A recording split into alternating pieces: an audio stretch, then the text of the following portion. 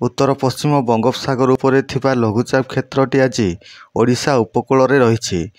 ता सहित दक्षिण पश्चिम आड़क आउ गोटे घूर्णिबलय सृष्टि होइछि। तार प्रभाव में आसंता 24 घंटा मध्य उत्तर ओडिशा एवं दक्षिण ओडिशा रे प्रबल वर्षा हेबार संभावना रही।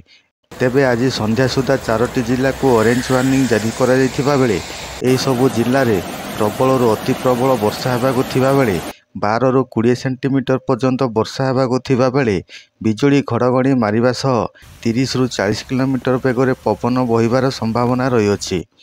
ता सहित 26टी जिला को येलो वार्निंग जारी करा जायथिबा बेले 16 जिल्ला रे प्रबल वर्षा हेबाकु थिबा बेले 7 रु 11 सेंटीमीटर पर्यंत वर्षा हेबाकु थिबा बेले बिजुली घड़घड़ी मारिबा सह 30 रु 40 किलोमीटर बेगरे पवन बहिबार संभावना रही।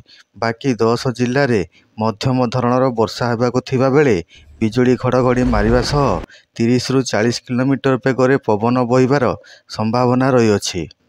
तेबे चलतु जानिबा केउं सबु जिल्ला रे प्रबल वर्षा हेबा सह बिजुली घड़घड़ी मारिबो एवं पवन बहिबो।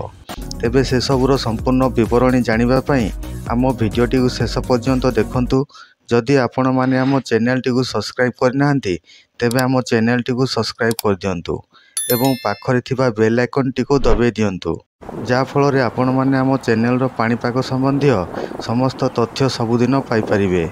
उत्तर पश्चिम बंगोपसागर उपरे थिबा लघुचाप क्षेत्र आज ओडिशा उपकूल रही। यह सहित जड़ित घूर्णिबलय समुद्र पतन ठारू 7.6 किलोमीटर उच्चता सहित दक्षिण पश्चिम आड़क घूर्णिबलय सृष्टि करिछि। यह आसंता 24 घंटा मध्य उत्तर ओडिशा एवं संलग्न झारखंड एवं उत्तर छत्तीसगढ़ दे पश्चिम उत्तर पश्चिम आड़क गति करिवार संभावना रही।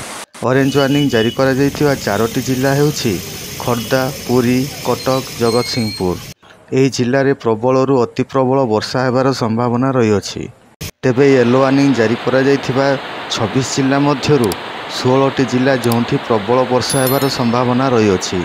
एही जिला गुड़िक हेउछि मालकानगिरी, कोरापुट, कंधमाल, गंजाम, गजपति, नयागढ़, बौद्ध, अनुगुल, ढेंकानाल, जाजपुर, भद्रक, बालेश्वर, केन्द्रापड़ा, केन्दुझर, सुंदरगढ़, मयूरभंज। येलो वार्निंग जारी करा जायथिबा बाकी 10 जिला हेउछि कलाहांडी, नवरंगपुर, नुआपड़ा, बलांगीर, रायगड़ा, बरगड़, झारसुगुड़ा, देवगढ़, संबलपुर, सोनपुर। एही सबु जिल्ला रे हालुकारु मध्यम धरणर वर्षा हेबार संभावना रही।